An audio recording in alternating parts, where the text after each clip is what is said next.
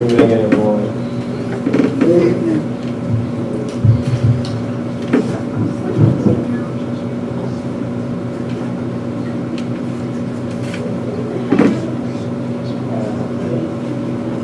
So I want to continue with God from this morning. This here is not just important, I believe, as Americans. There's a book I never read this book, but it's a book written by John F. Kennedy, and it states that the title of the book is A Nation of Immigrants. Right, the Nation of Immigrants. When I came to America first, I didn't know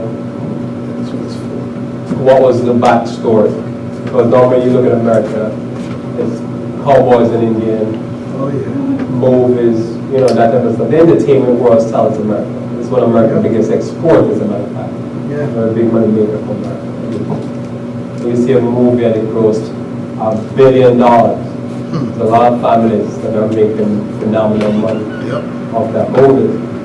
But it sells a picture of freedom of cowboys and Indians and,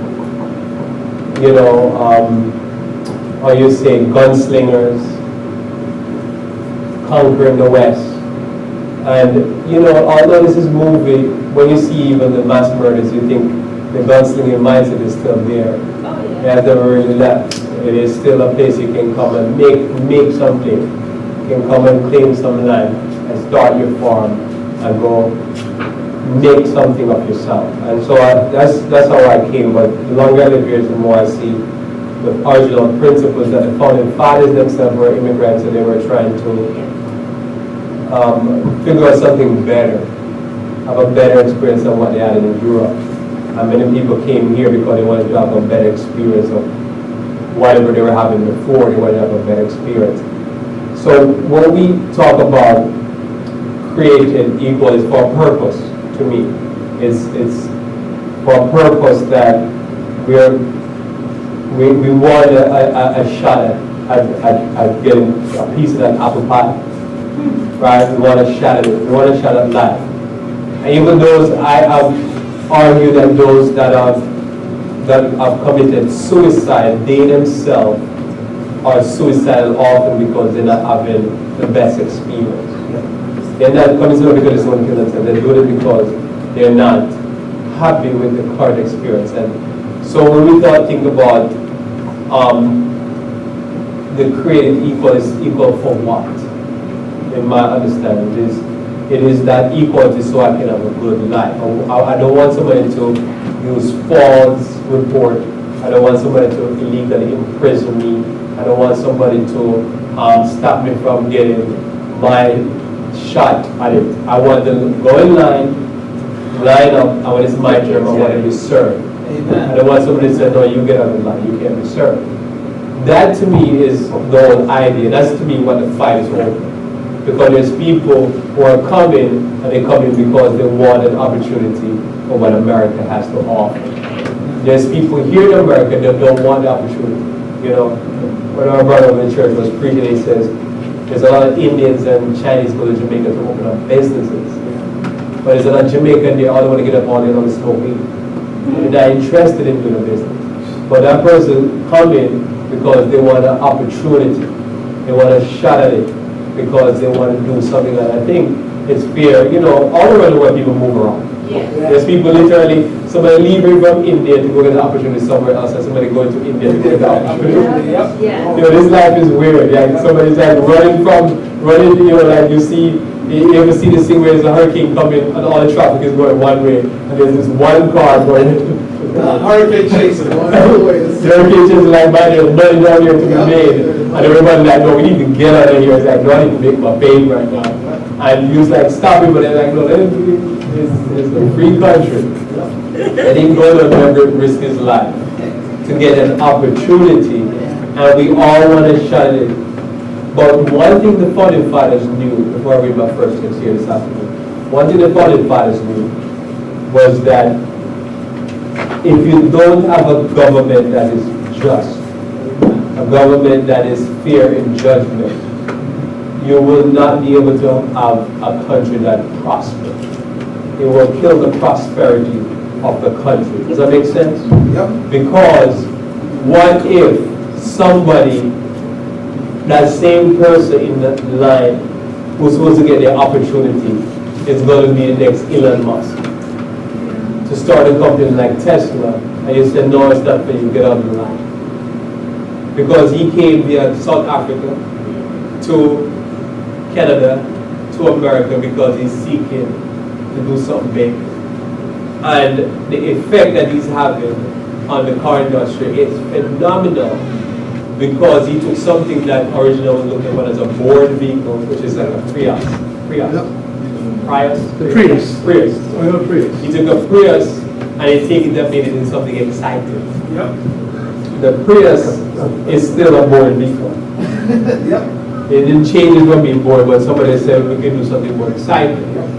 And it is that idea that has fueled America, make America continue to innovate in the world and do something different. And I think it is this idea to me, like when if I say to somebody I believe in independent church, not independent for independence sake, but for the ability to have something like what do they call it, where you hatch eggs. An incubator. So that you can have a freedom of idea to do something so that the whole world can be benefited. Because sometimes somebody will go there and say, I'm going to do this because I can't do this within the system, then things never get changed. So it's good to have incubators. Incubators of thought. Incubators of trying something new. Psalm 734, verse 12 through 14. Any thoughts from this morning, please share, because as I said, this is not my personal experience. This is, I always love it that Jefferson says, he was not writing his personal opinion. He was writing the opinion of the people. And that's why it was a better document, because he's expressing the people. And I think when I taught these things, I'm really expressing each person in their thinking. That, as a matter of fact, a little young girl, Nia, was talking. And she was talking, and me and Timur was talking about, she's talking about future, her future. Amen. She's talking about her future, but we all were there at one point. You know, you just gotta get to a point where you get your driver's license, get your car keys. Life is just, life is not complicated when you're young. Right. Because you just want certain things. And that's what everybody wants the same thing. But the Bible says that I should want it for you also. Amen. And that becomes the problem with the Constitution, is that people want the American dream, but they want it for themselves. I've thought about it, because somebody asked me questions. A lot of these questions I've thought about it. Somebody said, everybody want to come to America, we can't take everybody. I think we should take everybody. Yep. I'm the first person over here saying, we should take everybody. No, you're not the first person. Or is there other people saying? Other people say that. Just take them all. Yep. All right, no, not all will come. But the thing is, I really believe that if so many people, if everybody from Guatemala should leave to Guatemala, right? Just everybody should leave and come to America. No, somebody say, well, what will happen? Well, then the state will fail, and then we have to probably start over again. And then we'll probably get it better. And then if everybody leave from Guatemala and come to America, then you know what they're going to say? Let's all go back to Guatemala and do America in Guatemala, because that's what we need in any country.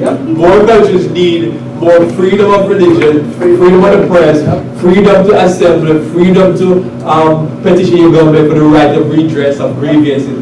This is what countries need. And so probably more people should leave these countries, and then more people should say, you know what, because I'm thinking about it, say, it's very time for me to go back to Jamaica, to America down here. Amen. Amen. You know what I'm saying? I like that idea. With some tropical stuff. With some sun, no. Because it's the appreciation, not so much of the physical. I'm not here in America because I like to deal with cold. I'm here because of what America offers as an ideal. Amen. Not what it really offers, but the ideal.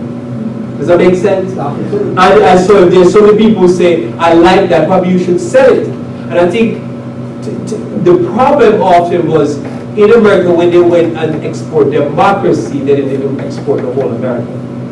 They don't say, you have a right to vote. Give me a right to vote is not giving me America. You see? Give me a right to vote is not America. What we need to do is sell what made America great. Amen. You see, it's not slavery made America great. Nope. It's this ideal in this document that tells me that all men are created what? Equal. That is the right. They're equal to what? The pursuit life, liberty, or the pursuit, I say it wrong, but you know, and happiness. But I just normally say pursue life, liberty, happiness. Because we already have church. We want life, we want liberty, and we want happiness. But guess what happens? You think people in the Congo doesn't want life, liberty, happiness? I think that's what needs to be sold to them instead of saying you need to vote.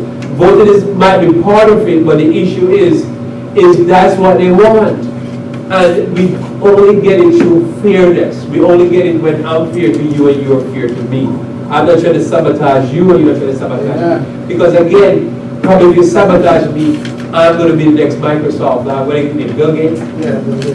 And you limit me from becoming the next Bill Gates, you hold me back. I think that's why America innovates. I remember talking to somebody who was at Venice, and I was actually shocked because it was a white Adventist that I thought would understand these things better. And he said to me, it's because of capitalism why America is great. And I said, no, brother, I said, it's because of the Constitution.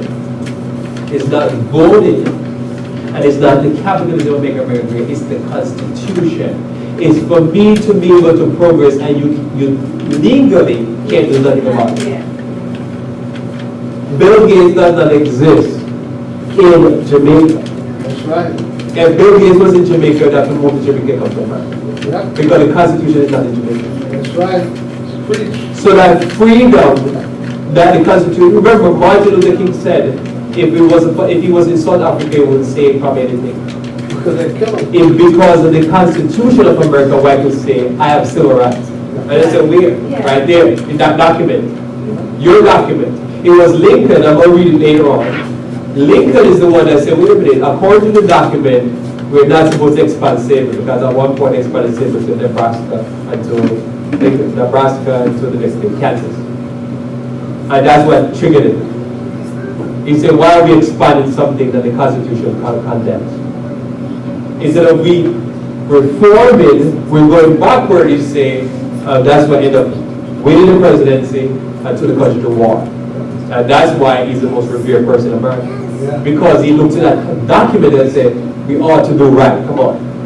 But that's to me is the issue. The issue is we need to sell this more. Because this is what made America great. But when America go next, they sell the vote. And the vote is normally manipulated by who? Who manipulates the vote? In foreign countries. Or the government, the powerful, the rich. No, the same American. It's the same American government. Right, think about it. What happened in America recently? 2 years ago or 3 years ago, the vote was manipulated, they came by Russia. Right. So they got a dose of their medicine. Yeah. And they see that say democracy is not all that makes America great. It's the right to be, because even though the President Trump is in the office, the media is giving him. I won't say what the media is doing.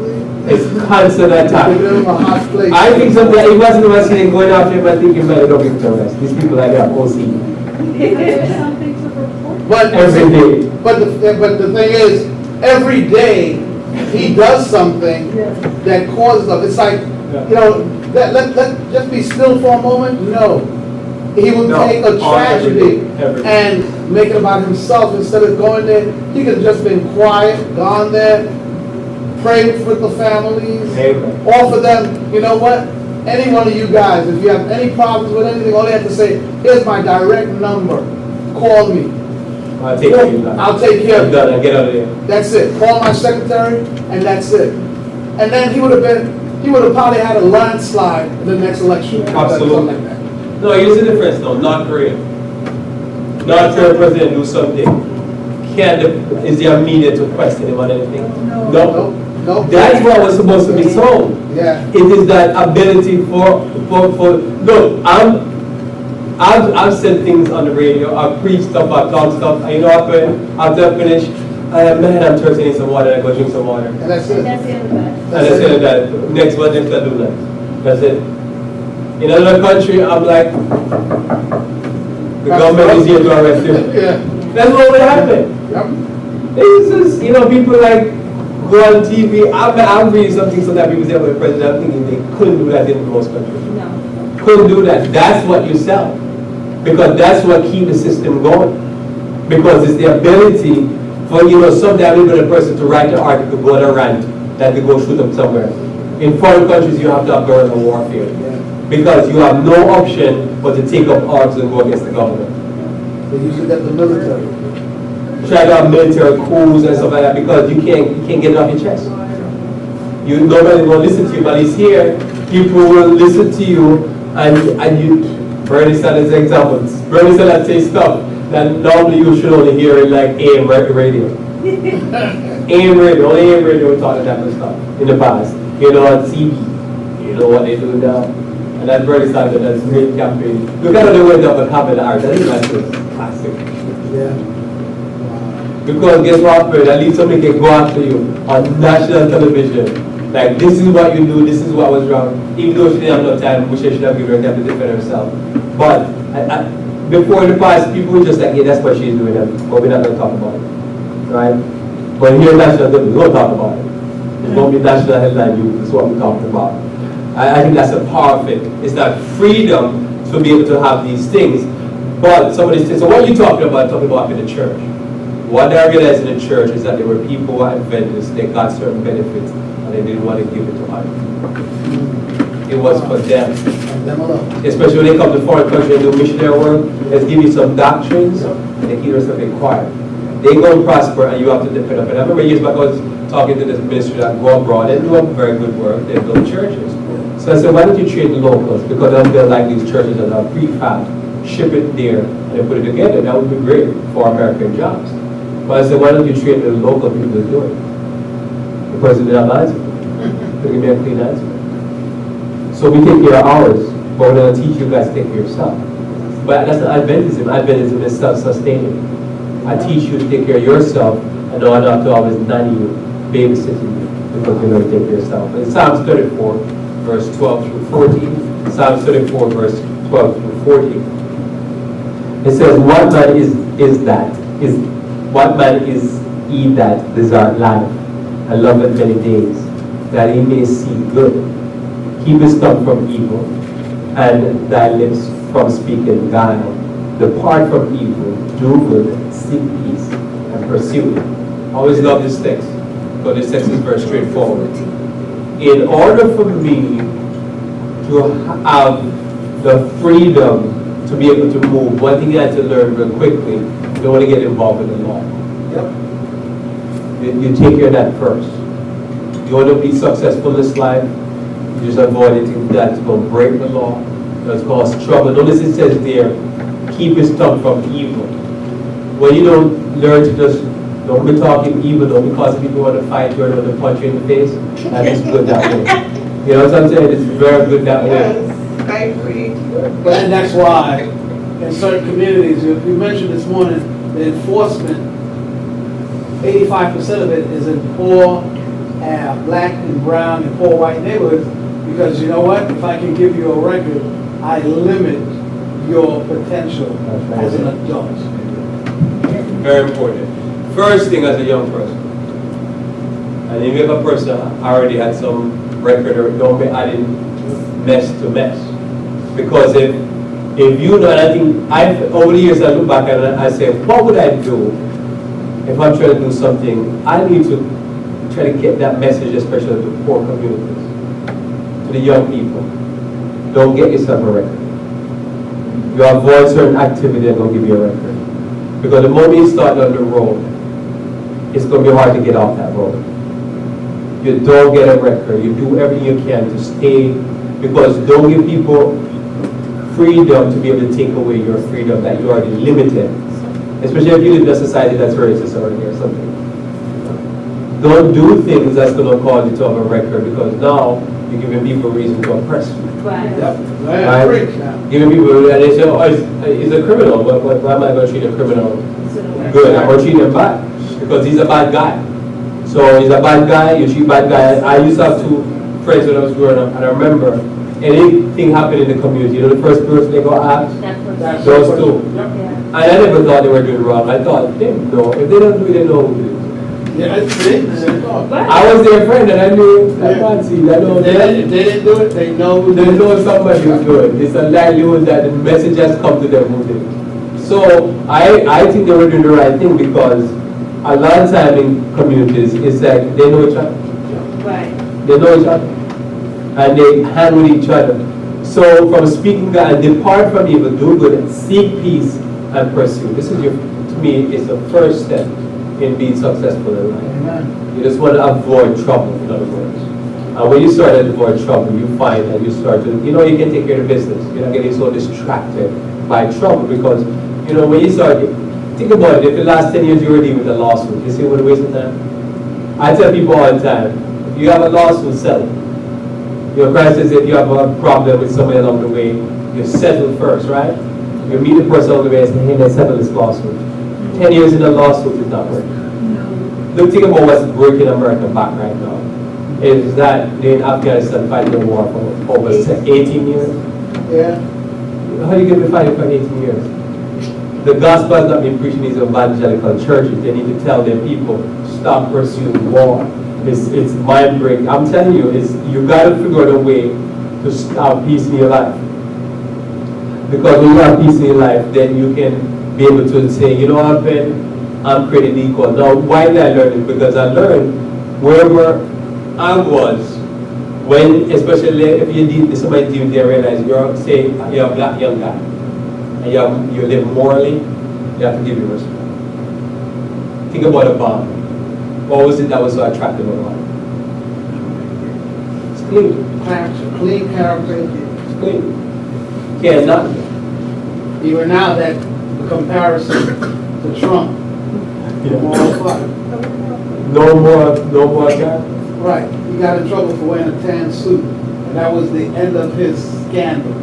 Beginning and end. Because he wore a tan colored suit. In the summer. In the summer. Yep. And that's it. That was the beginning and end of his scandal. It's even when people are like, they might have some racism, it's hard to gainsay when you live a clean life. Go ahead. You just live a clean life. Because guess what happened? This life here, I tell people it's a game. I remember one time somebody just young man called me and said, Lord, why is it that we have to strive? And I said, look, you see the trees? You have to strive. Yeah. The birds, you have to strive. Everything strive. This life here is a battle, is a march because of sin. Sin is the reason why we have to strive. And so, even though somebody say, but I'm created equal. Yeah, but ain't nobody gonna give you. Are you familiar with the two arguments in black community before civil rights? One group was saying we need to progress by making more money. Another group was saying we need to ask for civil rights. Civil rights group won. Martin Luther King Jr. got the Civil Rights Act passed with LBJ, I think it was, as president. But what happened to the black community after? Did it go up or down? It went up initially, but then the next generation went down. Initially, when? How did it go up? Well, you know what? It was, remember, the 60s was free love, and those who were struggling, that understood the struggle, they went up. But the generation that came after, with freedom comes responsibility. But they did not take responsibility. Now, I'm free to do what I want and just have a good time. Right, so with freedom comes responsibility. Yeah. So they did a study last year and they looked at black homes and they find that black homes have less value across the board per home than in the time of Martin Luther King Jr. The value dropped financially across the board. Why? What happened in the 70s? What happened after the Civil Rights Act was passed? Well, Vietnam. Right. But remember, the first thing happened in 1973 or somewhere around there. America passed the free trade act, first free trade act. The first free trade act was passed to allow America. For many decades, they would never do a free trade act to be able to start shipping the jobs from the black cities into foreign countries. So by doing that, they were able, and this is what ended up causing the black community to have less value now at the time of Martin Luther King Jr. Because why? All of these black men lost their jobs. So the jobs left the city, the black men were unemployed. So the question was, you win civil rights, but guess what happened? I think after they win civil rights, some of the black leaders, actually the black leaders officially told Banjo, look at him, shut up. You've said enough. You're causing trouble now because he was saying we need to deal with a financial problem. Remember? There's not a financial proper distribution of wealth. And they say you need to stop. We are getting civil rights. What was the problem? What happened have you been following what happened in South Africa? I don't know if you're following. What's going on in South Africa after the end of the apartheid system? Anybody? The farmers is one of the problems. So you're probably a little bit. You should put it up right now? No. Oh, Leah? No, she's giving a thumbs up. So you see what happened there. They gave them similar to what happened in America, civil rights, but they never redistributed the wealth. Well, right. So what do you find out?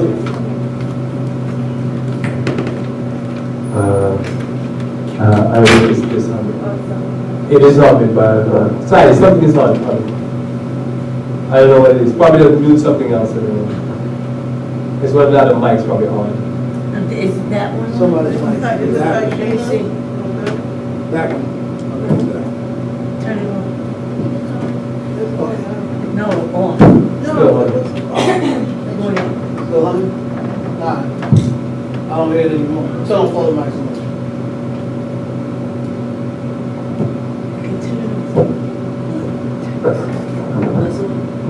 Okay. Everything should be off now, right? So we just leave it up. So what happened in South Africa is give you an idea that even though there's equality, so to speak, in a sense of on paper, but because not everybody have a shot at it because of the economic situation where most of the wealth is concentrated instead of few, it's similar to what happened in America. I can give you civil rights, you can come to this hotel, Right. but you're broke.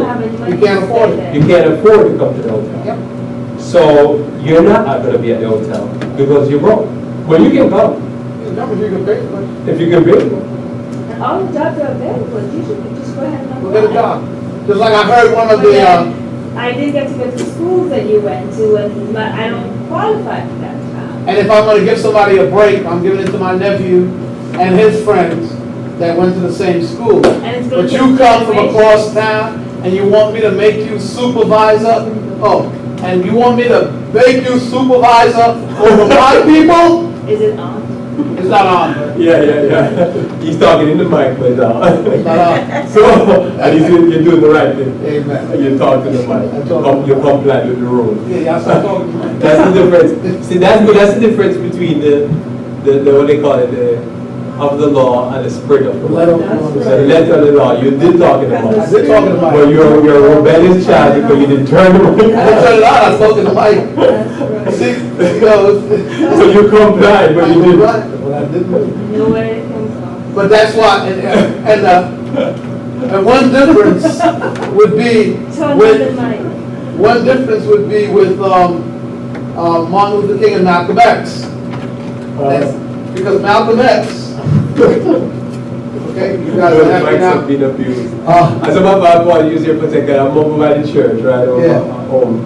And I'm looking at the mics and I'm thinking, these mics look brand new. And I'm thinking about the mics over here and thinking, man, those mics are abused. And you know what? They're the same, yeah. And I was just looking to order, I forgot to hit the order. I go back. Then, next time you come, they'll be new. What did they do to those mics? I don't know. It wasn't us. Huh? They don't dropped it and everything. Say, You on camera? am I on camera? You're not doing anything on camera. Are we on camera? Are we streaming? Streaming. Your Yes. camera? Yes. Oh my God. Okay, good to know. Never mind. No, but that's what I was saying though, is like if you look at it, so going back to this morning, notice I said here, some people say, yes, they claim that people are all created equal, but how do you deal with schooling, Yep. Education. education, Yep. exposure, all of that? So I just put it out there, but I didn't finish the thought. So I want to go now with you, and I want you to think about that, talk a little bit about that. So a person, so how would you deal with that? Like if you were advised in South Africa, I'll give you an example. Okay. What would you tell them to do? What would be the process? Because now, not everybody has a shot because of these things. So how do you get them to that shot where everybody has an equal, can you ever equalize a system, in other words? No. Okay, sorry, ladies first. It's difficult because the rich are not gonna wanna give up Power is never. what they have. And that's part of what happened with the Cuban Revolution. Once the Cuban Revolution became quote unquote socialist and they started redistributing the property, Yeah. that was a big problem. And there's still people in Miami who pushing even Trump right now to Get back to land. put the Helms-Burton law in force so that they can still go back and take over houses where 5 generations of people have lived. So you, even though in theory, redistribution is going to be what you have to do, it's going to be hard because the wealthy people are not going to want to give it up. What they have to do, similar to what Cuba did, is to give like free education. Okay, that's what I was going to Free ask you. healthcare. Do you have to redistribute wealth?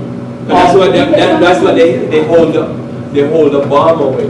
Yeah. If I say all people are created equal, is there always has to be a redistribution of wealth? Is there always or is there any other thing that can be done Right. without upset the system so? Right, you Okay. can give everybody a same playing field where everybody can get to go to school, or where everybody can get to go to the doctor, regardless of what problem you have. And it might take time to get everybody up financially to an equitable society, but at least you're giving people a chance. And that's what I agree with. If you have the same opportunity, but even though individuals have the same opportunity, there'll always be those who will say, you know what? Because what Martin Luther King did, and we want to be integrated as one. So they said, yeah, you can be integrated. Now, as soon as you move into this neighborhood, we move out, and then the neighborhood goes down, but they'll stop sending funding to that school. All the other schools have computers, and that school has none.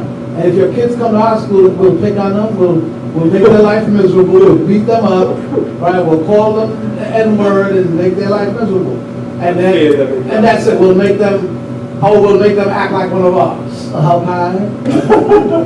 That's true. So then they forget the community. So is there any way to do this? Is there any way to do this without, go ahead please, your advice is Yes, opportunity, the microphone is off, but opportunity void of love will always fail. It's not about the opportunity. God has created us, as you said, all equal. So we all have what it is that we need. Everybody, even the poorest person. But if we're not, thank you, even if you redistribute the wealth without the love, it's not going to work. It's always going to fail. It's always going to fail. It's because if you don't have love, then you always are just trying to keep for yourself. You're going to be trying to figure out a way to cheat the system. To cheat the system. Because you saw 2 weeks ago, ProPublica did a speech where they're showing that these parents now, what they'll do, they'll sign over their guardianship Guardianship to so they can get certain benefits for school. So people always like, and they actually run another piece where they're trying to ask people to explain.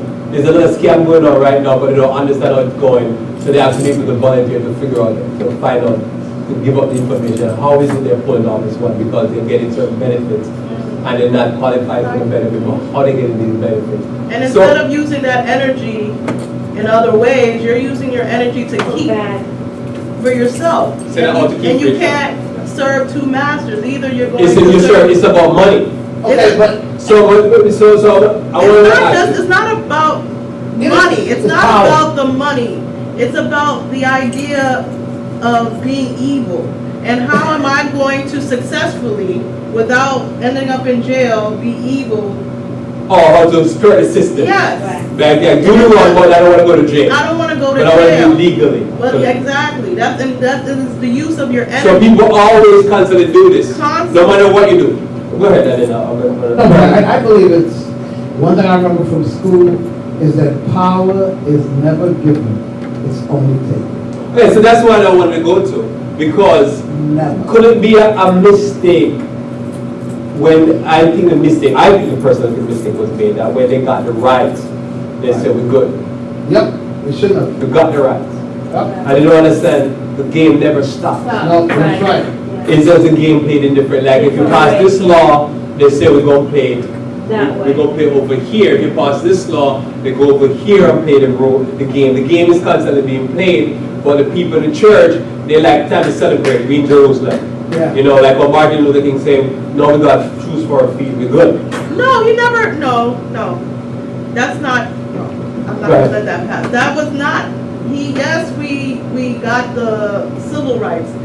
But what killed him was because he started pursuing those economic. No, I'm just saying that the people, Okay. the people in the churches, like your Jesse Jackson, those people, Yeah. they know, Martin Luther King was saying, look, we need to get shoes for our feet and we need to do that stuff.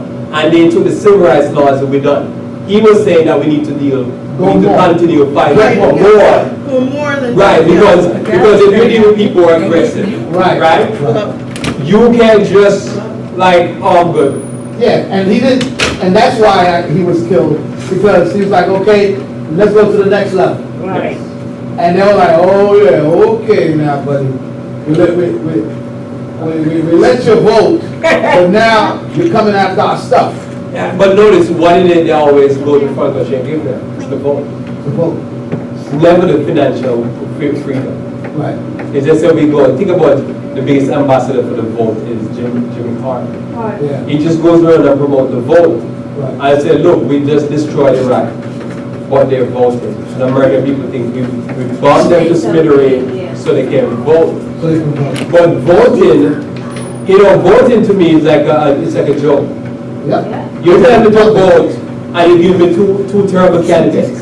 yeah, You give me two, like you look who's running, and you could just think about any of the people running, any of them running from the Democratic side, and you say, well, anybody wins, I have two people to vote for, that is a joke. But in the end, the system is keep moving in a certain direction. right.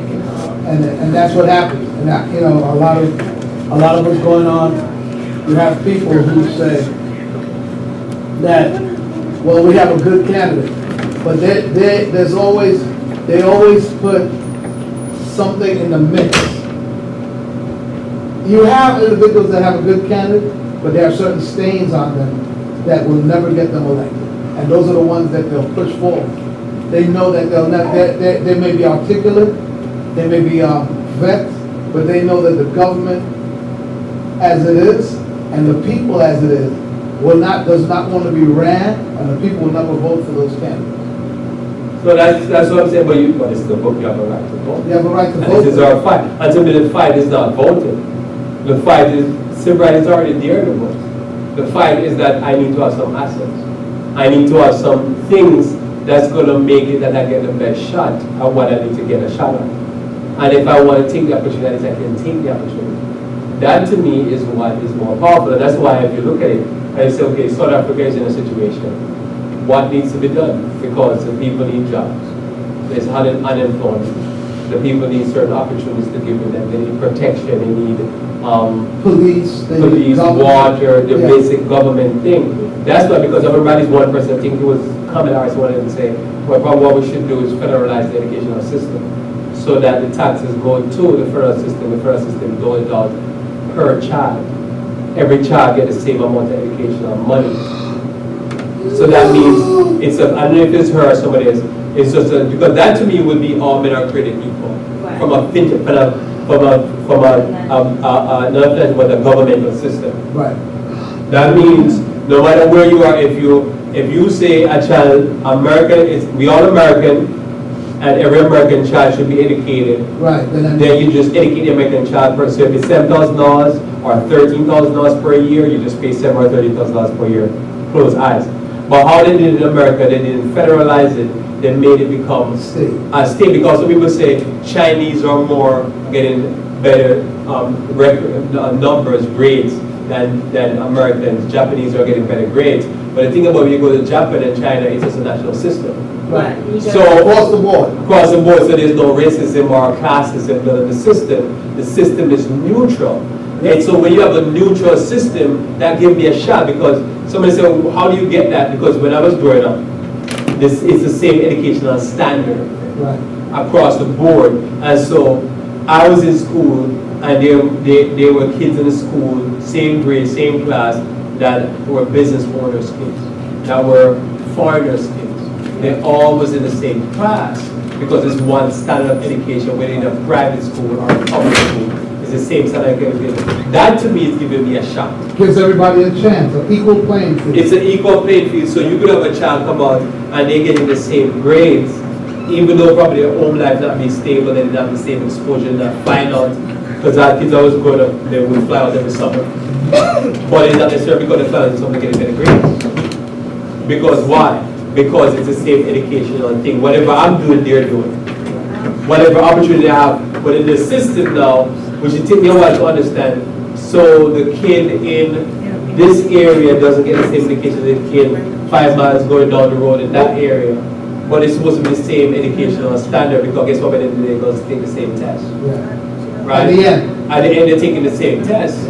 But you can skew it so much like, oh, it's all legal, they take the same test. Like, police could pull me over, and I say, you pull me over, but there's 1,000 cars going by with white guys and you pull over. Right. But you pull me over, you pick me out. That's not fair, even if I have drugs on me, because if they have drugs on them, they take it. If you pull me over, there's triple the amount or quadruple the amount of them. Yeah. going by Well, with they have drugs. drugs, I don't. That's how we say it. Yeah. Especially since we're on camera. Right, no, but I'm gonna say if I have the drugs, because I'm the target. So Yeah. if you're targeting me, you're gonna be more easy to catch me. But they gone by, and we know people have that, and they said, I was high, I was drunk, I was whatever, and I got away because the police assumed I'm not gonna whatever. I always knew what you do when you do crime. It's like, if I was gonna do crime in America, when I came to America, I'll just go get a Buick. Drive a Buick. I wear the things that they wear like at Harvard, with the plaid thing, that vest thing over my shirt. Yeah. As a matter of fact, I used to, Razors and- you'd be amazed, I used to dress like that, but not to do That's crime. gonna protect you. Eh? What is It's not it? gonna protect you, she said. Guess what happened? Ask tomorrow if it did or didn't. I didn't know that there was police abuse all the time in America. Because I would get pulled over by state troopers, you know what they would do? They let me go. And I never That was did. something else. There was that is That's the Lord. No, only because, I mean, I know you live in white areas too, but I grew up in white areas. They don't care how you dress, how you sound. Oh yeah? They don't care. Yeah, That was you some next see, stuff. I'll tell you. But I have to agree with both sides of the coin. Actually, the way you dress and your articulation does make a difference. They assume who you are before they get, but when they get there and they see you articulate, they tend to start calling you sir. Yes. And they tend to treat you differently. That was my But- experience. But then certain areas, especially in the poor areas, when they see you, it doesn't matter who you are, how much you own, how well your parents are known. They'll take you out of the car, because many people have been stopped because they're driving newer cars, expensive cars, and the people know that their parents are wealthy, but they still take them out because, you know what, I don't care. I Yeah, don't care who yeah. your parents are. Get out the car, face down. He said, but you know my father? I don't care. I remember one of my worst treatment ever have since I've been in America. The conversation with all black police officers. Oh, yeah. Not a white police officer. Trust me. A black police officer brought me up one day and I was like, Oh, And And they they- have something to prove. yeah, I had something to prove. Yeah, and a lot of times, and the black Hispanics tend to be tougher on their own people than the other. why? It's just, it might be a self-hatred. You making me look bad every time. So that's why, No, that's something to prove, because they're hard, and you hard, yeah, we're gonna be harder than you. right, to show you that I. Yeah, but I just think, because when we talk about all men created equal, and we say, this is what, you know, like what Christ says, freely you've been given, freely you receive, freely you should give. So I should give freely, but when you have systems that are set up automatically in place to be disadvantaged, to have a disadvantage to some On people. one side. If you go change it, then you start to say, well, how? Because we could talk about, you know, a black boy and a white girl. Well, there's not a black boy and white girl walking on the street right now. But still doesn't change the fact that there's some systems that were originally in place that make it that is disadvantage, and if it's disadvantage to me, I think ultimately it's going to be disadvantage to a white person, or a Hispanic, or my child that never came. My child. But that's a true That is the fact. reality. The reality is, they Is said, somebody going to be disadvantaged? right, if it's an equal playing field, then I don't have that's why the whole theme says, make America great again. I used to have privilege, now I don't, because these people are coming over, they're raping our women, taking our jobs, and that's why I don't have the privilege I used to have. Yeah, but it's not true privilege if the privilege is to do wrong. Oh, well, the Like if privilege, the privilege is Sorry? which is part of it, because you think about like, I remember when I was growing up, I would hear people join Freemasons so they could get freedom from prosecution. right, That was the number one thing. yeah. They could get business opportunity, but the bigger issue, if they do a crime, somebody will let them off easy. Yeah, the judge, because they know the judge is judging the same club with them and so forth. And they do a secret hand sign, and the police will give them a warning. Yeah. You're laughing. I know. But the reason why I said I was ranting like that, because a lot of people believe that I should have this privilege as a birthright. Right.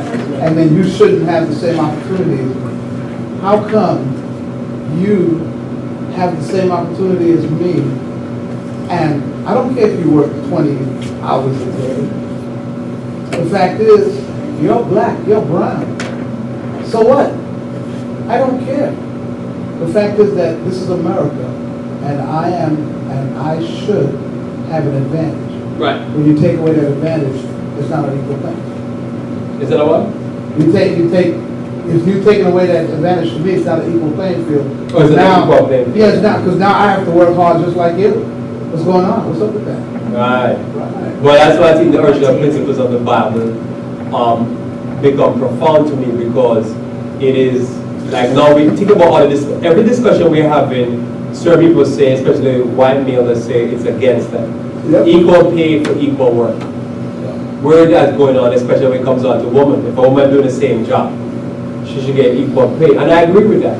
If she's doing the same job, Yeah. she should get equal pay. Because if I'm putting in 40 hours doing the same thing, processing this amount of documents, paying this amount of bills, doing this amount of stuff, and somebody get paid, say, $5 more for doing the same work, then that's robbery, right? Yeah. Because that's not level playing field, and that's not made the best man or woman win. That's basically the same. If you're a man, well, I'm gonna make you win more. I'm gonna put a little bit extra in your pocket. To me, you level the playing field. Yeah. And I'm going, I don't want to use the word, but Don't use the word. I'm Right? advocate.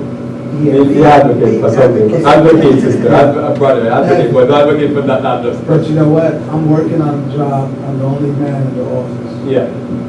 And every time the heavy boxes come, they go, George, can you move the boxes? Yeah. Wait a minute, we make the same salary. Why am I the only one that lifts the No, boxes? you should win more money. Wow. You know, that would be equal pay for equal work. But no, but when the pay time comes, they've said, no, equal pay for equal work, because we both, 50% of the time, we're both doing the same work. But then I'm the only one to lift the pot because I'm the man in the office. Well, I So, think that's is what that it fair? is. It's, and I think where the person is being discriminated against, would say, you would say, no, that's not fair. Because you've been discriminated against. I think so. I would agree. I think that's where some of the discussion is not being, is to set the system, like, remember the sign with the justice, because that's the sign I bookmark and sign to use for some of these presentations, like for the president, because it's the justice, the lady with justice. You know, She's blind, the lady sold She's it blind, upstairs. right? Yeah. She's just looking at weighing evidence. Just weighing evidence. So in that situation, the evidence is that you're doing more work and should be equal pay for, it should be equal pay for equal work, and the lady justice should be blind. But it's the same thing. Why are you familiar why Donald Trump would want to include the census on the census, the citizenship question? Because again, it goes back to the division of the tax bill, right? The division of the tax bill. If you're in a district and there's too much of these immigrants or whatever, they could skew how much power the Republicans have or the Democrats have. So see in an area, and there's I think the number is 780,000 people makes up a congressional district. And if that 780,000 people, say 100,000 of those are illegal, it makes the district have more power because that district now probably only Democrat, and they go claim that there's 780,000 people. So if now they can say, no, 100,000 people are not legal in the country. And they wanted to know. But who was it's kind of citizen. matter, that's why they want to do it. But remember, I the know, but it's- citizenship question was for American citizens. You have a lot of people in this country that are legally in the country and are not citizens and pay taxes, but they only want to ask, are you a citizen? So therefore, because I pay my taxes, right, I should, I'm fighting for the other side now. Therefore, I pay taxes, I don't, why shouldn't I be entitled to the same federal benefits because I am not a United States citizen? And that was the problem. We have people that come from all over the world Yes. legally, and they're paying taxes, but only, I should only benefit if I'm a citizen? Right. What's up with that, man? Sorry. But, yeah, so but that's what I'm talking about when you say, all men are created equal. How far do you take? Because to me, there's two major thinking in the Constitution. Everything that we talk about, no illegal search, no illegal seizure, have to do with not taking away my rights illegally because Lady Justice is supposed to be blind. And if she's blind, how should she know that I have something in the back of my car? Somebody tip you off? So He it was is, listening. somebody's listening on the phone. What's going on? So, but my rights should not be infringed upon. My rights should not be infringed upon for any of these reasons, because the aim is freedom so that I can pursue happiness, but I can't pursue happiness because I have no liberty. Right? If you take my life once I can't pursue happiness because I'm dead. So everything should protect me. So when you talk about all men are created equal, I think the benefit is just give me a good shot at it. Right? Opportunity. Just that opportunity. I don't need to be born in the right house. Right. I don't need to be born with a certain amount of money. With a silver spoon. I don't need to be born with none of that. I just need a shot. And if you remove the barriers that would stop me from getting a shot at it, I probably can succeed and I can do good or I can do great. But when you put these artificial barriers, that's why I read this text this morning that says, don't put a stumbling block before the blind. Because I might not know, because that is the legal blind, I understand that. But also the spiritual idea that I could not know that I'm going on the road and I'm going to get an opportunity, but the opportunity is not for me. Like you hear the arguments in Adventism, right? About no women pastor, right? No, I'll say up front, I don't believe in women pastor, women handler. I'd say that up front. But I believe it was unfair for them to allow women to go to the seminary, borrow money to become theologian, and then no job for them. They don't hire. Don't hire. Exactly. If you know that's the rule, Don't train them. don't train them in the first place. Right. And then they run this debt. They could have gone do something else with their schooling and with that money. And you say, oh, we don't have no job for you because we don't believe we don't believe in women ordination. So I said, what are you training for? So it's, because I remember some people contact me and said, Lord, are you going to put out some video against this online and stuff like that? I said, what? I said, they didn't do right. Right? They didn't do right. So what am I going to speak against? So I don't believe in it, but I don't believe that's fair to do to the female. I don't believe that was the right stance. So why am I going to take a stance on something that I'm mixed? I have a mixed feelings about because they didn't do right in the first place. So that to me has been a stumbling block before the blind, because those females at 18 or 20, they went into it as a blind. Not knowing that down the road they go trip. You see the point? Yeah, but then I'm not going to stretch. No, you're right, absolutely. You're going to make them trip down the road because down the road they're blindly going, oh, I'm going to get trained to be a pastor. And then somebody says, no, there's a stumbling block there, you ain't going to be alright. And we waste your time. We blow up your money. You know what I'm saying? But there's certain, and that's where rule. Sorry, we don't listen to no, somebody. I got it. You got it? Yeah, I You mean, got it? yeah, I wanted to, they wouldn't pay all this money and then, like you said, down the road, Yeah, down the road, there's no job for you. after paying for the After level, that- Done, passed the exams, they're Yeah. good, ready to go, we're ready to work. yeah. Oh, no job for you. Go ahead. But you know, a lot of times, because the schools accept money from the federal government, Oh, so And that's. discriminate. yes, you Can't can't discriminate. discriminate. Oh, the kids. And, you know, but somebody should have said, sister, you're a wonderful and articulate person, but right now that's a controversial area of this church. And I recommend, you love the Lord, but God wants you to be the best you, do a double major. Yeah, job, a call. Something that you. All for the course for free. Right, yeah, you know what, do something, do something, we'll subsidize you. Yeah, we Because subsidize women the are course. articulate, women are, you know, and they are phenomenal speakers, but the church is not gonna put you on the cake. That's it. Now just be fair. Don't Just let set, them know don't set the stumbling block with the person. Sorry, please. that, And this might be getting off topic. go ahead. But I think it's part of it is because the North American division didn't want to follow that directive. So they wanted to create a force that they can use. Yeah, but don't use me like And that. more willing. Yeah. But you heard what he said, don't use me like that. But I'm that's how not they, that kind of that's what guy. they do Okay. throughout Yeah, society. don't They use use me like, women. don't use me like that because that's put a stumbling block. Because they knew what they were doing, but the girls didn't know what they were doing. And another thing though, a lot of times when these individuals are approaching the age of maturity now and they're coming about, they're being used as pawns to say, well, you know, we have all these lady ministers now, what are we gonna do with them? And it's not fair, they're saying the other side of the argument, well, because you know, they do ordain them in the NAB, Non-commissioned. but non-commissioned officers. So basically, you could only rise, and that's a stipulation, because they're saying you could only rise to a certain level. Yes. That's So unfair, that's wrong. it's But they messed up. Uh-oh, we're But going, they messed up all around too because there was a lot of young, in the last couple of years with Taj Patlab and a lot of these young guys who came in. And they one time they were doing a lot of evangelism and they made them believe that they were going to make them pastors.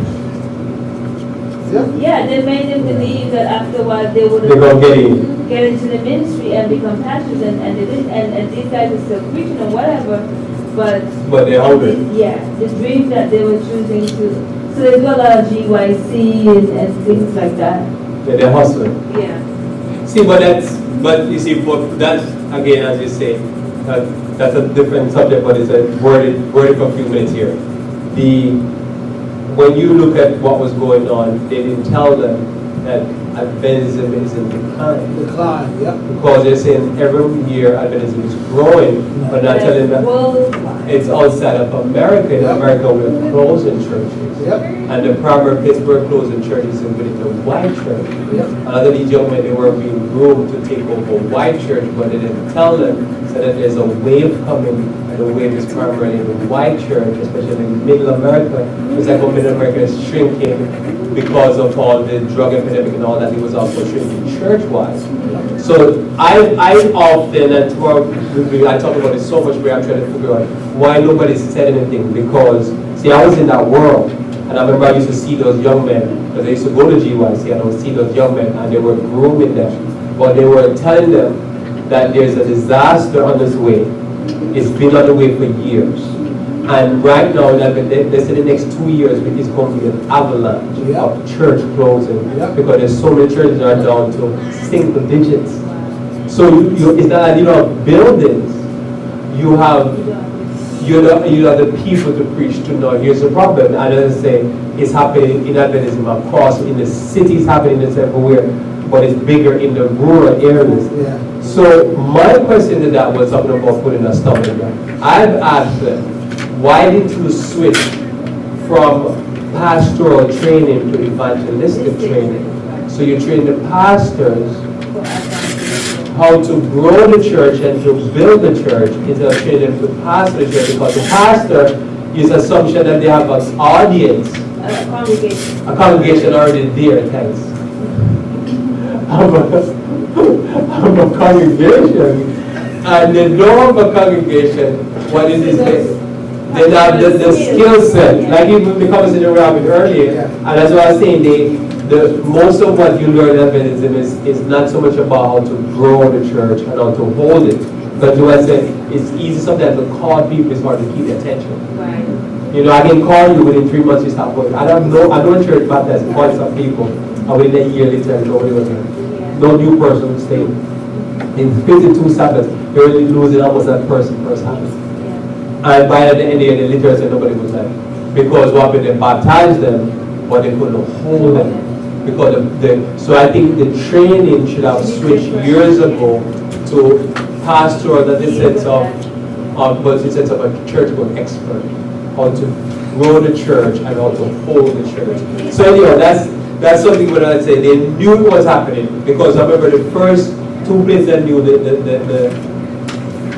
it hit real hard was New York, Greater New York, and Florida.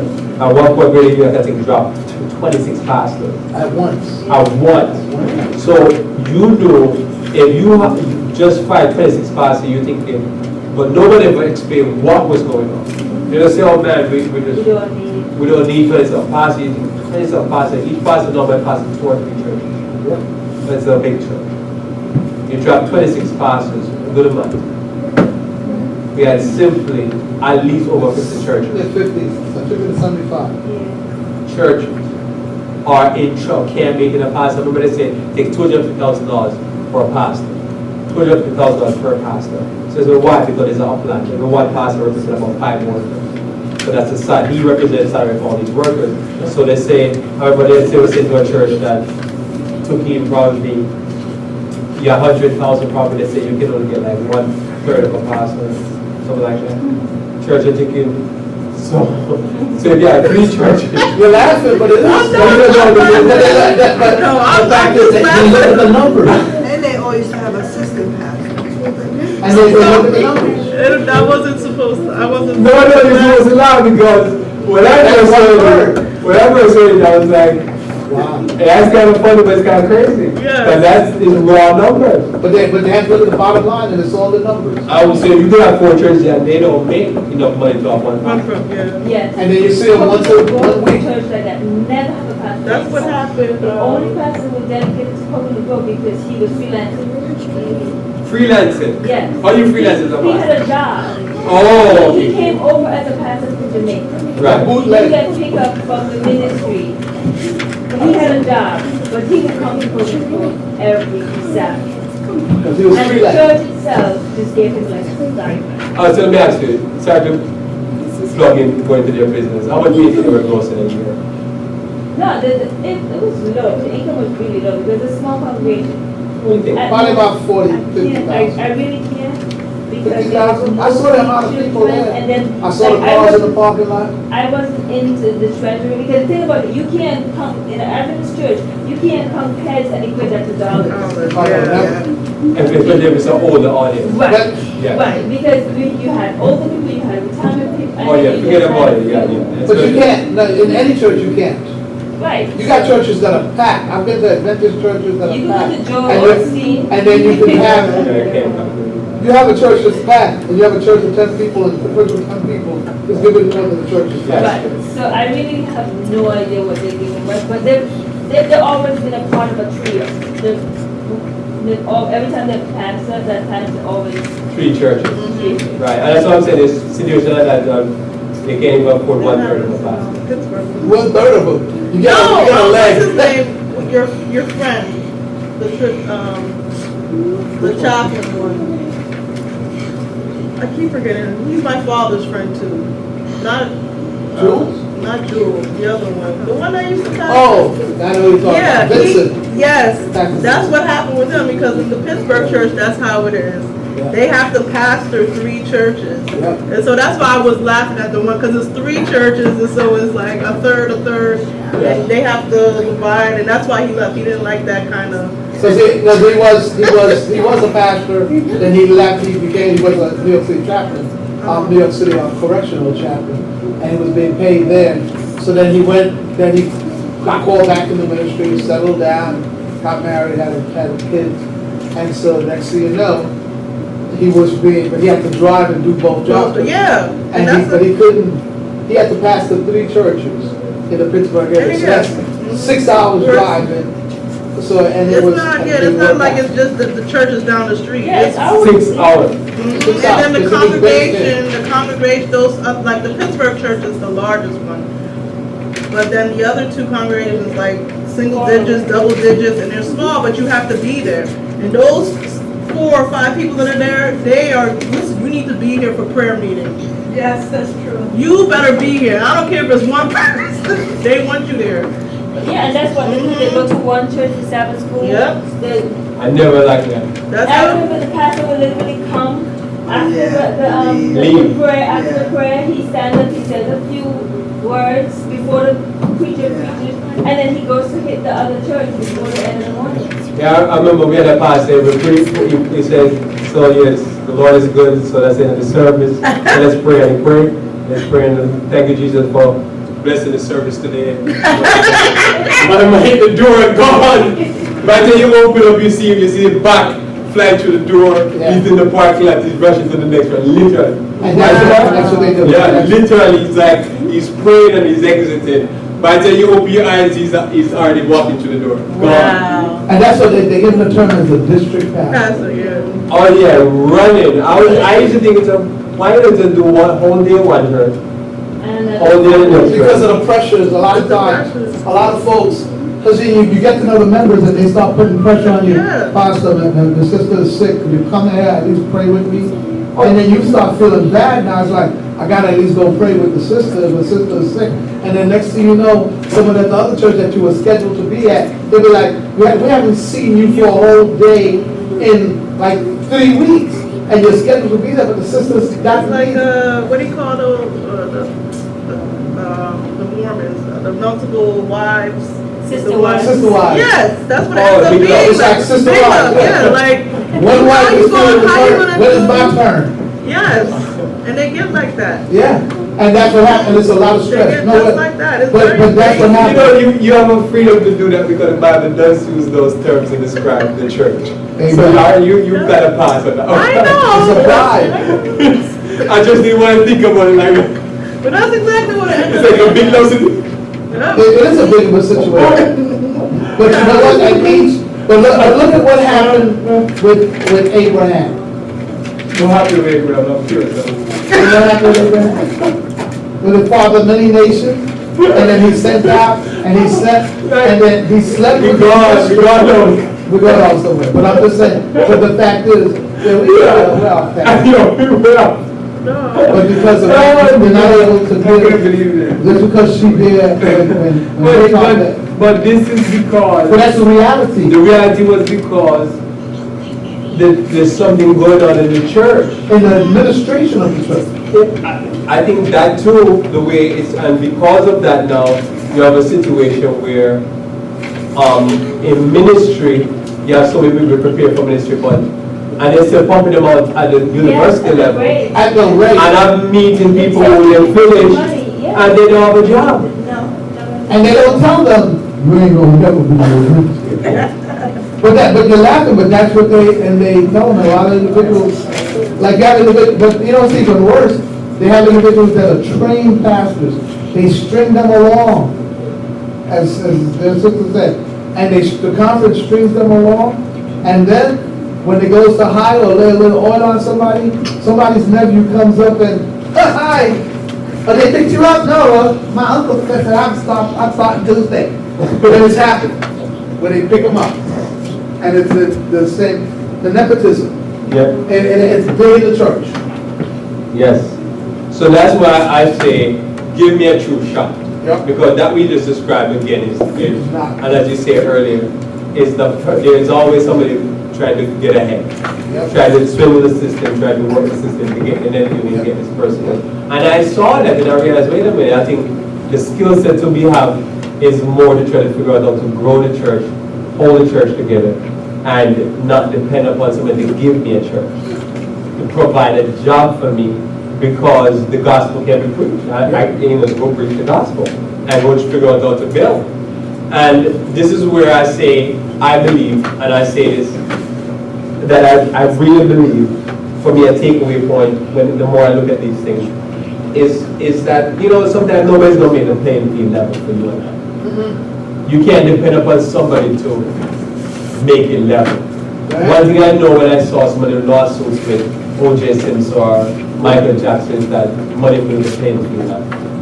They basically got the privilege that other people got because they could pay for the privilege. Yep. For what end? For evil, once again, for What's for evil? evil and tech, you Yeah. see? But if you flip it, also, is that if I can go there and I don't need somebody to give me a loan, if I don't need somebody if I can figure out how to build from scratch, Right. then for good intentions, I can do the same thing. I don't have to, in other words, I don't have to have the money they have to have the level playing field. Like I said earlier, I'd figure out how to be able to interact and to be treated a certain way. It doesn't mean that there still weren't certain things, but I could still get in because I figure out, I could talk my way into stuff, I could act a certain way, I could make somebody feel comfortable, and I could get opportunities that other people would get. So like we're talking about the pastors, I know pastors that are trying to eat, that they're conference trained with master's, PhD, and they can all this stuff like that. They're actually in regular work. So somebody say, well, you depend on how you survive it. Or you getting that salary, you getting paid, because you got to figure out how to work. Because you see, if you figure out how to be creative, then I can get somewhere where our person, they have the opportunity, they have the money, and they still can't do it. So that's what I'm saying here. Sometimes it's not necessarily that they're going to level the playing field for me. I have to figure out how I level the playing field. But I will say, America can make it easier. Yeah. Right? Because, say for instance, independent church is not something that's big in foreign countries. It's the American Constitution. It kind of levels the playing field to a certain degree that even if somebody disagree, I mean, you can't stop it because you can't use the government against it. No, you can say you have no right to exist because you're against the conference, you're against the church, blah, blah, blah, blah, blah, and I'm like, watch me. What are you going to do about it? We're gonna see. You see what I'm saying? Because and the person been there like, I can't do anything about it. And I say, yeah. Because I think a lot of people that I know that is the preaching, I don't think they understand the American Constitution. I think most Americans don't even understand the Constitution. I think they're often shocked when they hear the Constitution because they don't understand what it's really saying. I think one of the cases that illustrated so powerful was the case against, there's a group, there's a church group, it's a Baptist group, that goes on protests at dead soldiers' funerals. I can't remember the name of the group. I could almost pull it up. But that group, it went to the Supreme Court. You remember the Supreme Court voted? The Supreme Court voted that they can't do anything about it. Yep. They have a right to express themselves. Yep. And that's their mode of expression. They protested that because of all the sodomy going on in America, God is against America and killing all these troops. Basically, it's like a rooster But they- home to roost. Yeah, the rule, yeah, and they will go to the funeral, which is to me totally wrong. Right. This was Tasteless. Yeah, it's very bad. And they go to the funeral and protest and say because of sodomy. The Westboro Baptist Church. Right. The Westboro Baptist Church proved that, and they shocked because when the Supreme Court judges voted that they're free, people were shocked. Yep. People were like, how could they vote that way? Yep. Because I think the average people in the communities don't understand the Constitution, what it's saying. It's saying literally as sick as it is, and that's what they say, it is tasteless, it is in bad taste, they have a right to go there and do that. Jehovah's Witness. Have you known that Jehovah's Witness have been to the Supreme Court multiple times? Oh, yeah. Yeah. And they won all the time. You think the average, even the Supreme Court judges don't dislike them? I think that they're wrong for doing it. They think they're wrong. But guess what? What are you going to do about it? It's the witnesses of Jesus. We're here to torment you. And you could curse them, you could do whatever. And guess what they're going to do next week? Knocking your door. As a matter of fact, I was talking to somebody right, because I'll talk to them. talking to them, one of them tell me, say, sometime last year, this guy in the community called them and left a message on their phone. Say, I'm gonna come over here, I'm gonna shoot all of you over there. I'm gonna kill you guys, I told you guys not to stop to knock my door. They called the police and the police investigated them. Yep. But guess what, they keep going. Keep knocking. That's I right. used to the guys here say the police that they haven't really been taking seriously, they want to come and kill them. And he threatened them, say, I'm gonna come over there and shoot up this whole church and kill all of you. And keep knocking on the door. And they keep knocking, and you know what? As soon as, I bet you they put a police car watching the Kingdom Hall, and as soon as this car comes by, they locking them up and find them because they did call the police on that. And there have been cases like that, but you cannot stop them. You can stop them from coming on you have to fence off your property and then put no trespassing. But if you don't, if it's like Open. they open, but they can knock, as long as they don't pass your threshold, they can knock on your doors many times as they want. But that's why I looked up the Westboro Church, and that was the church. I remember, because it was something, but because they were derogatory, they hate proud sinners, and like they would say the derogatory name for homosexuals. Yeah. And they would say that, and that was a big thing. And that's why they took it to court, because it was name calling, but they said that's their right. Yeah, right. Can't do If you want the anything. Jehovah's Witness to stop, just read Jesus to them. They don't want to hear, but Jesus is Lord. I used to say before my parents did it, my parents are not home right now. You know they're changing their stance on that? Yeah, they are. I was just about to say that. They- Yeah, they don't have that They same. softened, yeah. They're not, a lot of them will talk to you about Jesus. Yes. They have. I've talked to them Yeah, about yeah, Jesus. yeah, they're changing their stance. The- They're soft. They have a lot. If you read some of their, the Watchtower, It's yeah, changed. it's like, okay, I thought you were not, but no. No. And the reason why they changed it is because of, a lot of people rejected them because they rejected Jesus as part of the Godhead. But they've changed major philosophical views over the years, major changes. So they have, so they love Jesus now. Yeah, I wouldn't go that far. I'm just saying, but they. Yeah, they're not that far. He's but- still not God, but. Right, but they're soft in their stance. Well, go ahead, sister. And Yeah, so my question is, because we're talking more. you gotta talk louder, Mike, 'cause I can't hear you. Oh, you can't, it's not It's even not, on. it's broke. No, it's just not. You're doing what he's The doing. battery At least is, you're is low. true to the I law. don't know. You I do the know, law. I'm trying to be, right? No, it came back on it. I don't know what happened, but, my question is, because we're talking more globally and, you know, the larger community, these issues and things like that, but how in a practical way can we apply this to our individual interactions with one another or within our families or other relationships? Like, how do we deal with each person as equal and give them the Yes. proper opportunity? Yeah, because I always think. I think, but Oh, yeah, because I always think whatever issues we see on a larger scale is because they manifest themselves at the smaller levels, yeah. family, you know, everyday. So how do we make sure that we're not just talking a good talk, but we're Yeah, actually so- living this? yeah, all men, it says all men are created equal to pursue life, liberty, and happiness, right? So number one, I believe that for me, starting with myself personally, Amen. each of us have started this stuff that some of it has to do with how you live your life. And so I can't pursue life, liberty, happiness, and I can't really get my shot at it if I'm not staying healthy. Right. If I don't stay away from prison, if I'm trying to take other people's freedom. First, I have to make sure that the number one person that is allowed freedom and equality is my wife. You know, so me and Tamar, we talk about that all the time. Amen. All right, and I don't think that she's convinced. Right? I don't think she's convinced. But I always say I'm trying to live my life as a man to make sure that my wife is equal.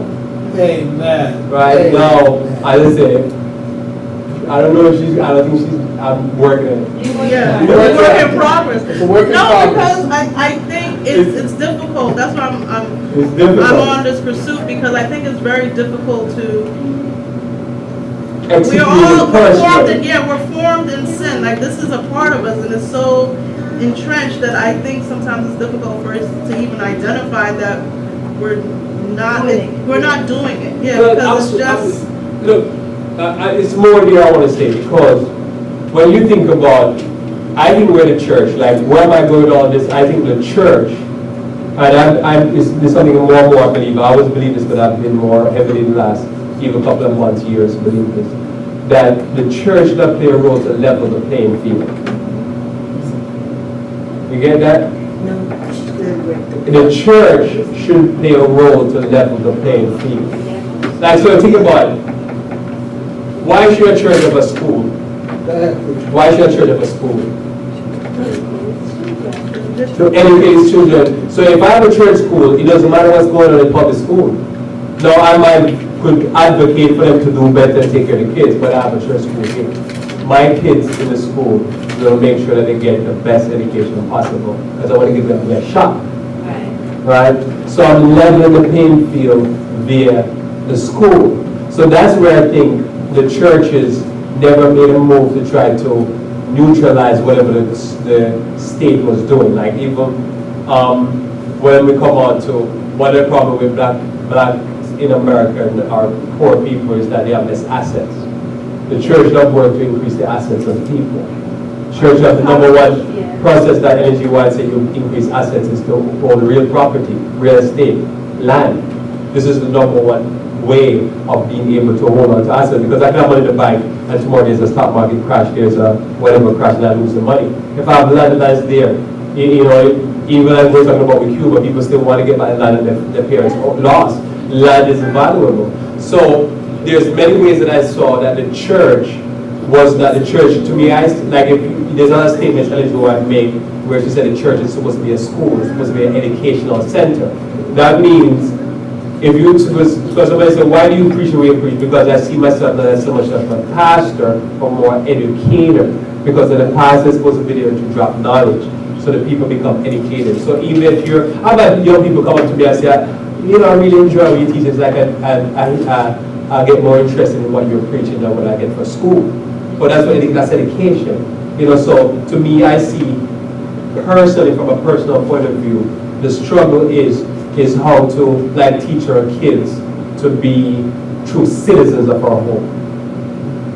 Like they be, how they call it, that's how we should be informed voters. Because sometimes our kids has to be forced because they're not an informed voter, in the sense that they want to do something that's going to cause mommy and daddy financial problem, right?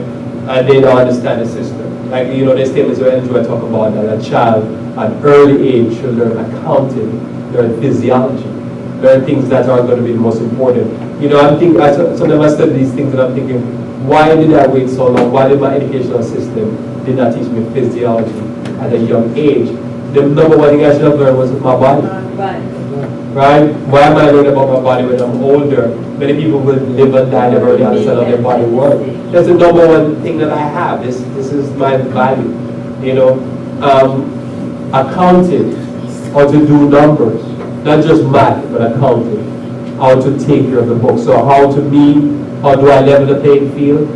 Education is number one. You know, educate. Education is number one. Control something. Build things from out of scratch. That's how I view it. So that's what me, some of these things that you're doing. Anything that the society is supposed to do for me, I'm supposed to do for myself. Whether it be self-control, self-discipline, education, financial well-being, how to educate myself so I'm aware. Now young people, by the time they're 16, 17, 18, they don't understand the Constitution, they don't understand their rights, they don't understand how the system works. They should have been trained in the black community. They should have been trained in all communities across America, but especially them, because you're the oppressed. The oppressed have to be two steps ahead of the game. When you're like that, people give you respect. And you don't have to get respect. If I can start a business, you can discriminate against me all you want, but I can start more business. I can make more money. You know, because somebody say, what do you do? You do pastor? I don't know if they say I do pastor and do business. you know, I can start something and keep working on it, and I can suffer sacrifice.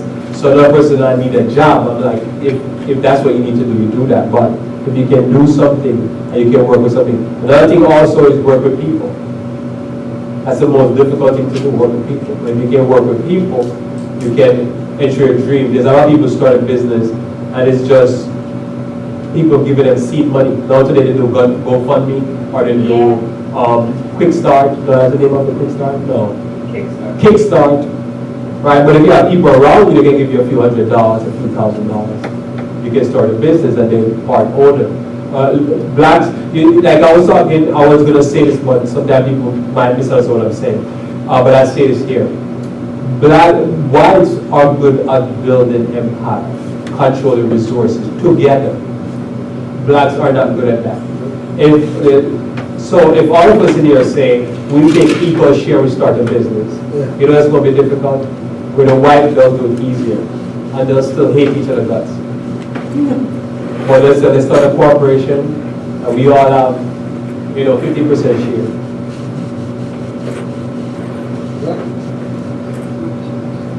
You think we can't fail if we do that? We could fail in business, but we can't fail in life.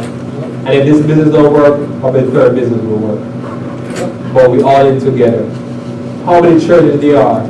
I'll give you an example. My sister was telling me about a church in Ohio when she was in Hawaii before she went to Florida. And it was a young pastor from a church was primarily in Kenya or some African nation on the East Coast. Anyhow, so his thing was that he wanted every year at least 2 businesses to start out of his church. Every year. Every year. Amen. Adventist pastor. I said, that's the real right here. But I never heard a pastor. Because she called me and said, like, you gotta hear it. I said, you gotta do this in your church. And I was like, sounds good. Didn't do it. But again, he said, that's my leadership. I want every year at least 2 businesses to start. So we could be talking about civil rights. We shouldn't be talking about civil rights. You know what he's talking about? We're going to start Economic empowerment. economic empowerment. Right? The police is going to come to your pace and eat. The mayor is going to come to your pace and eat. We're going to start some business. How about the financial business? You think the tithe offering went up? The what? The tithe offering going to go up? Oh, of course. Right.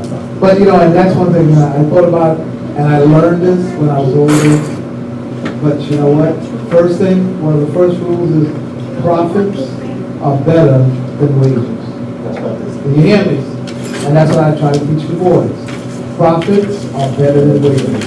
Even if you own a business that's struggling, it's better to own something that's struggling than to be making a lot of money. And if you don't believe me, ask someone who left a successful career to start this little company called Amazon. I mean, you started to call what? A little company called Amazon. Because profits are better than wages. And that's a key element. When you're looking at what churches do, I think of Abyssinia, the Baptist church, and they do the same thing. They help start businesses all throughout the country. And that's what it went to. For some reason, I don't know why, but you know what I agree with the sister. When we get started. Yeah, it's sure, because it's empowering. And so, to me, on a personal basis, I'm thinking each of us have to figure out, and then as a group, that empowerment, right? And how to implement that on a personal basis is, to me, what, like ultimately I think every time, whatever I'm preaching, it always kind of, in my head, it comes back to that.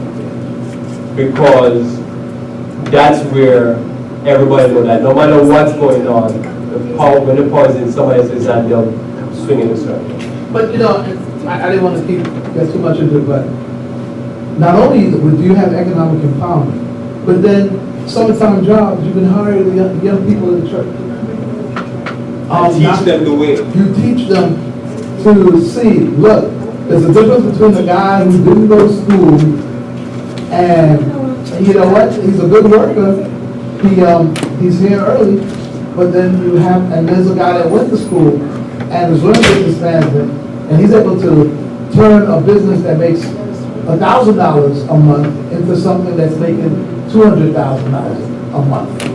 Because and he sees the advantage of education. That's what you can do with the young folks.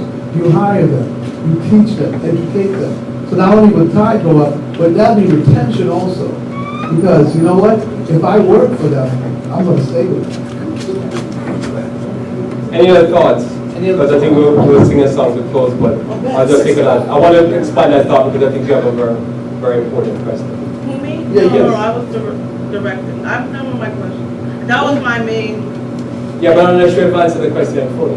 Yeah. Oh, you want to know? Yeah, it's on the road. It's down the road. It's on the road. Yeah. I think it's, I'm not looking for like some definitive Answer, but just down the road. But I think- Yeah, but I think it's a worthwhile question to explore because Yeah, that's it's- basically, I think is what the trouble was. From a broad, you're talking about, because I'm thinking of that kind of the broader thing, because the solution for that's in the broad is often the personal, the personal solution. So I sometimes try to think what's going on. I'm trying to figure out what's going on, because often there was a stumbling block that I didn't see. And I run into the stumbling block and I'm like, oh man, I didn't see this, but I put all this effort. So that's it's still the personal, because we're all kind of in this washing machine being tumbled around, and we can't figure out, man, how do I get out of this? Because it's not really working. And every month the bills are coming, I'm having personal things I have to deal with, all of that type of stuff. Because it's the same thing, like for me, and tomorrow I'll tell you, like when I wake up and I have energy, I say that's success. So they say, why would I convey success to you? Because as long as I can put in the mental and physical energy that's needed to get ready to get to, I'm successful. So I don't question the success, I can question my health. So the health means a lot to me, but for somebody else, probably that's not their problem. Their problem could be they probably need to connect with the right people. They probably need to do a different career. They probably need to start a new business. For me, all of that is always a possibility, but it doesn't work if I'm not if I'm not feeling great, right? Because a lot of that is in the energy. A lot is in my brain power. I just feel, so those are challenges that I have to personally deal with on a personal level. But I think about America, what the problem America is going through is a health problem. The healthcare system is breaking the country. So it's sometimes the same global, so that being our national issue, it affects us on a local level, but we don't normally connect it there. So when somebody said, well, I'll travel, I remember I said somebody said, I'll travel an hour to go get food. Right? Because I do that at least once every 2 weeks, every 3 weeks. I'll travel specifically because I go specifically to the Chinese supermarket, Asian supermarket, and the Indian supermarket. Now somebody was like, why would you need to go that far? Because for that time I spend, when I get out of the food, it's worth it for me to do it. Because the person said, well, how do you get such and such done? Because I want to be able to wake up at least 5:30. I don't want to go until sometime 10 o'clock at night and get up and do that every single day of the week. If I don't have the energy, I'm going to get sick. Or I'm just going to be so tired every day I'm falling asleep. So, because some of these things is just pop hours. You can't avoid it. It's just if you start a business, the first few years you're just going to be soft. I tell people you literally lose flesh. You literally lose muscle mass. You work yourself to the bone. As a person, when you're talking about, well, go try it, you see what I'm saying. So, but if I'm eating healthy, if I'm taking supplements, if I'm doing all that type of stuff, I can do it, and I can keep going at it. And there's people who want to know how to succeed, but health becomes their problem. I remember the first lesson I learned about business and success with health was how to eat 3 meals a day, not snack. And sometimes cut to 2 meals a day. I remember learning that, and I'm like, wow, I never heard of this, but I was so blown away. But the person was teaching as if it wasn't like something that started energy was writing or something like that. No snacking, 2 to 3 meals a day, light, go heavy in the morning, light in the evening. And I practiced and I'm like, wow, I have so much energy. I feel like I can do anything. And I was so blown away by that. But that's kind of what I'm talking about. It's like, I need to take the opportunity. But how do I take the opportunity even when people blocking me? Like I go create a wall. As I said, there's 2 doors here. And somebody say, I lock that door, and somebody say, I lock this door. I say, I'm going to create a door over here. I'm going to create my own door, my own step, because I'm going to make it. And that to me, is, I think, was in general, is missing not only in the church, but on a personal basis. Like, people are making people put stumbling block in their way, not creating their own reality. So I just say, I don't like what we're doing on the corporate church, we go do our own independent church. We create our own reality. Amen. So when people call me and say, no, this is what's going on in the church, I'm sympathetic to them, but that's not my experience because I decided that's not going to be my experience. I'm not going to spend my whole Sunday arguing about what's going on in the church on Sabbath. I don't care about that. My intent, I'm going to create my reality. So that's where I would say, there's more to that person, but that's what I would say for now. Just like, you have to start, like, you're taking the matter in your own hand. You don't wait for the government to take care of you. You don't wait for the community to take care of you. You're going to take care of you. You're going to make sure to create those opportunities and do what you have to do. I work with some people. That's why I'm here, because I'm working with some people. Amen. And I want to point out, that's the thing, a key element, because when you have people who are like-minded, it makes it a better symbiotic relationship. And because many individuals, cops will approach and say, hey, white people want to, we're going into business together, and we know you're business minded. What we want to do is, so what you want to open? Or we want to open a club. You know, I'm like, I can't do that. Yeah. A bar. Yeah, somebody said, I can't do that. But they're like, you got it. I said, nah, I can't. Yeah, we could make money, but You can make money, but what kind of money you gonna make? So, but the thing is, and fast food place. fast certain, but it's good when you look and say, we'll get together and everyone can win. And everyone, and it's so much more important in church when you have people that look, you trust, you have, when you have a product that you love. And then you have a product you love, even just like a vegetarian restaurant. That's good, that's something beneficial to the community. But yeah, and you're using it for outreach and witnesses. So it's money that's being made, and God will bless your honest efforts and increase your ministry. Yeah, I would say, like, I remember a few years back, not so long ago, Jose came to me one day. You know Jose, right? He came to me and he said to me, you know, we've been doing church, I think, it's like, it's a system. And he said, that's telling me that we can do business now. That's what he said to me. No, we haven't struck out of the business part yet, right? But he just said, we're doing something. Right. And he said, when you really think about it, it's really like a business. You have to pay the bills, you have to run it, you have to operate. I think I'm here now, but they're doing church because we're working together, right? And so, and I'm like, I'm at a place where I'm talking about it before the pastor went, that I'd want to do another church. And somebody's thinking, why do you want to do another church? Because I remember most pastors would hate doing 3 churches. And I'm thinking, oh, not want to do 3, 4, if I can find the right people to work with. Because why? It's like, it's again, part of it is when you're doing business, doing all of that stuff, is finding people to work with. Finding people who understand, you know, we're benefiting. It's just like this ability that I can go to church, have a blessed Sabbath, and I don't have the trauma. I remember I used to suffer trauma in church. You know, and I don't have to suffer that trauma, but I get uplifted. The last time I was here in June, it was a good Sabbath. I enjoyed the Sabbath before in May, I think it was Mother's Day or something. It was a good Sabbath, and I went home, I was telling everybody that we went to the park, we were giving out roses, and since I've never met some people, should know this is amazing. Amen. And I was like, but she had a reputation, and I saw it for myself, and that she knew people everywhere she go. You didn't meet no beers though that you know. No. Next year. Okay. So you know I that- talk to the beer then. Yeah, we didn't even see no beers. No. That's a good thing. We saw a deer. Deer. I saw a deer. The bears were like, we ain't coming out. It's too hot. Yeah. So, but it's that experience where you can be like, now, when I have experience that, because I remember they always used to say, you know, it's easy to sell when you have a beautiful experience. Amen. So when I have a beautiful experience, I was like, I think it's easy to call somebody to this. because it's a beautiful experience. But when you don't have a beautiful experience, it's hard to sell. You have to lie, basically. But when you have a beautiful experience, you can say, I can sell this because it's sellable. Now, I'm not selling that somebody's going to come up with that, but that was terrible. I had those experiences.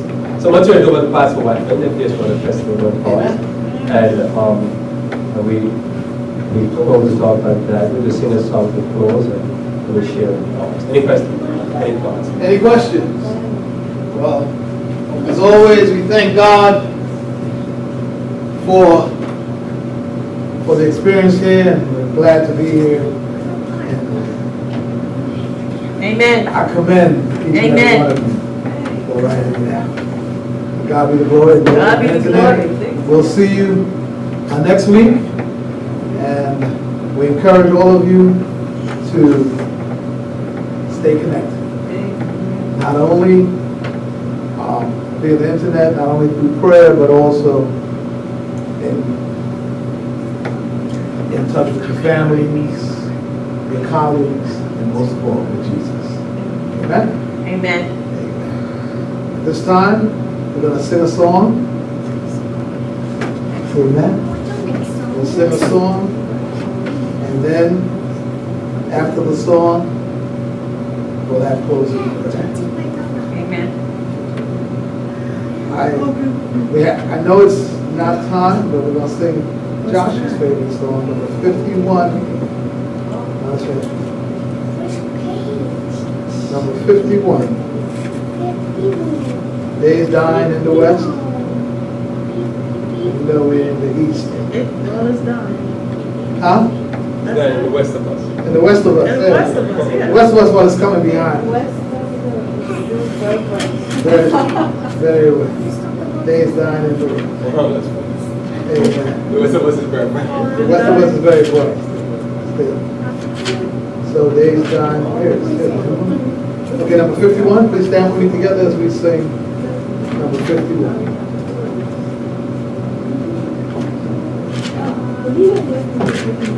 Oh, you have one? You have one. 626. Instead, we're going to sing 626. 26. What? 626. 626. I didn't want to put you on the spot. You know, in a little while we'll be home. That's good. That's right. Yeah. Well, in small ways than one. last weekend it felt like in a little while. Yeah. Oh. Feel like we got too far. Yeah. Lord have mercy. Indeed. Let's sing. Let us sing a song that will cheer us by the way. In a little while we're going home. For the night will end in the everlasting day. In a little while we're going home. In a little while, in a little while, we shall cross the billows foam. We shall meet at last when the stormy winds are past. In a little while we're going home.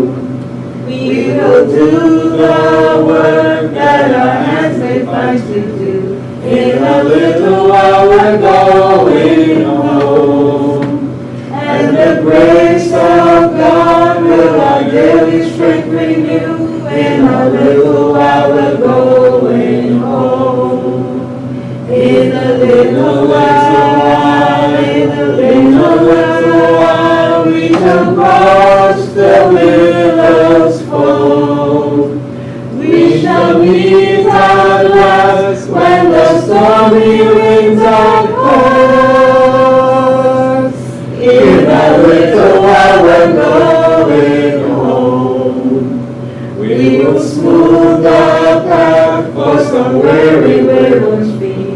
In a little while we're going home.